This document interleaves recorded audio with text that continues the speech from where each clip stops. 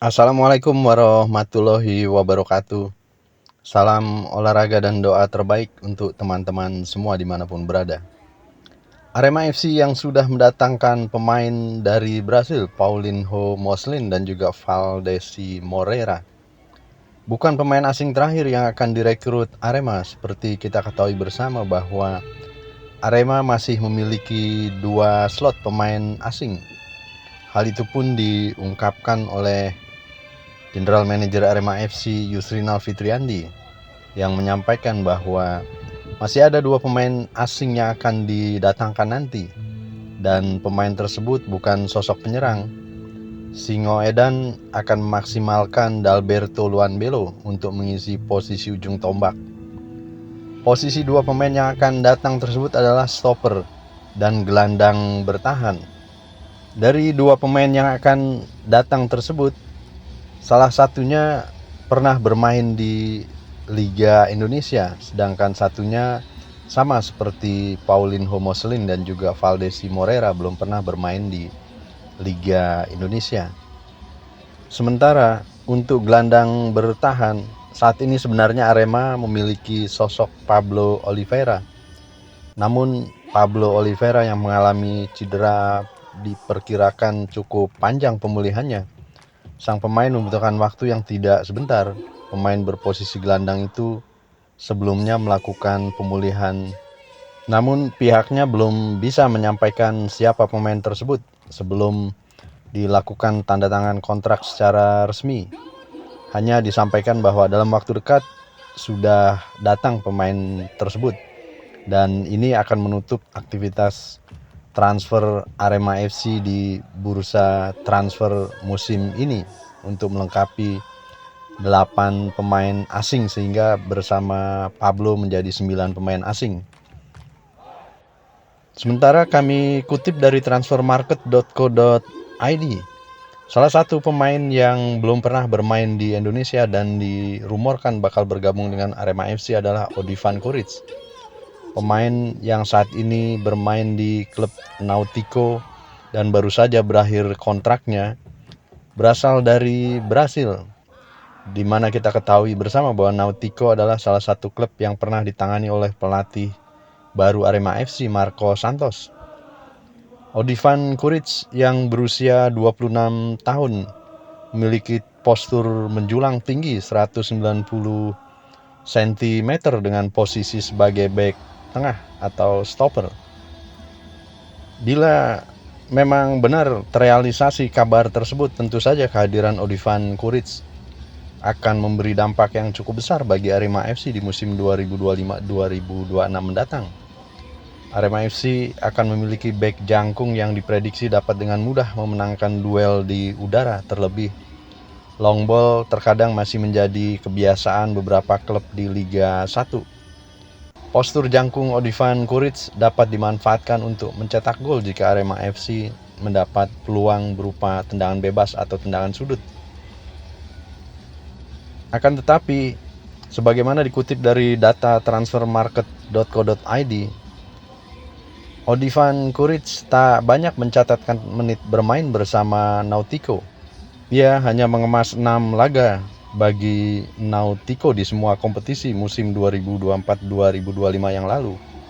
Dan diketahui bahwa kontrak Odivan Kuric pun di Nautico sudah berakhir pada 22 Juni 2025 silam.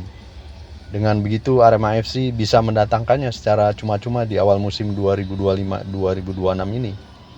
Singo Edan tinggal melakukan negosiasi dengan Odivan Kuric terkait gaji, fasilitas, bonus, dan hal-hal menarik lainnya agar sang pemain mau merapat. Akan tetapi, kita tetap menunggu tambahan 2 pemain asing ini secara resmi diumumkan oleh Arema FC. Di sisi lain, Arema FC pun juga mengungkapkan mengapa memilih pemain-pemain dari Brasil. Beberapa faktor yang diungkapkan oleh General Manager Arema FC Yusrinal Fitriandi antara lain. Yang pertama disampaikan oleh GM Arema FC bahwa pemain asing di Indonesia yang memiliki kemampuan bagus tentu sudah diikat oleh klubnya masing-masing. Yang kedua, mereka direkomendasikan oleh pelatih dan sesuai dengan karakter yang kita inginkan. Terkait nilai kontrak juga jadi pertimbangan lain. Pemain dari kasta ketiga di Brasil tentu saja kontraknya lebih rendah ketimbang pemain asing yang sudah bermain di Indonesia. Arema yakin bisa mengorbitkan pemain asing seperti musim sebelumnya. Kami berkaca juga dari keberhasilan merekrut pemain asing yang masih fresh.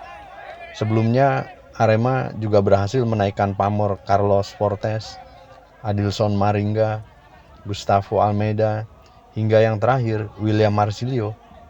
Para pemain tersebut didatangkan dengan kontrak yang tidak terlalu tinggi, tapi akhirnya jadi pemain asing papan atas di Indonesia. Lantas, bagaimana pemain-pemain asing yang telah didatangkan oleh Arema FC, seperti Paulinho dan Valdesi? Keduanya punya modal teknik tinggi saat mengolah bola. Itu terlihat dalam video yang beredar di YouTube. Paulinho beroperasi di sektor sayap. Selain lihai melewati lawan, dia punya finishing touch yang bagus. Hal yang sama juga dimiliki oleh Valdesi. Bedanya, Paulinho punya pengalaman lebih mentereng meski terakhir bermain di kasta ketiga. Paulinho pernah mencicipi kompetisi kasta tertinggi di Brasil.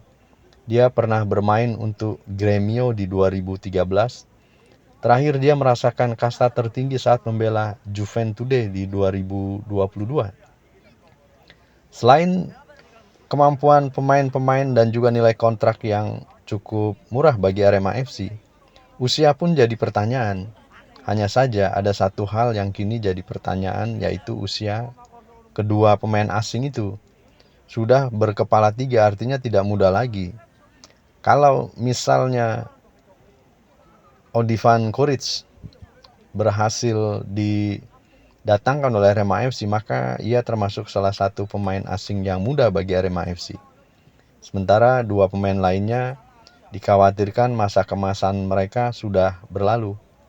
Beda dengan perekrutan pemain musim lalu, Arema mendatangkan pemain yang usianya di bawah 30 tahun.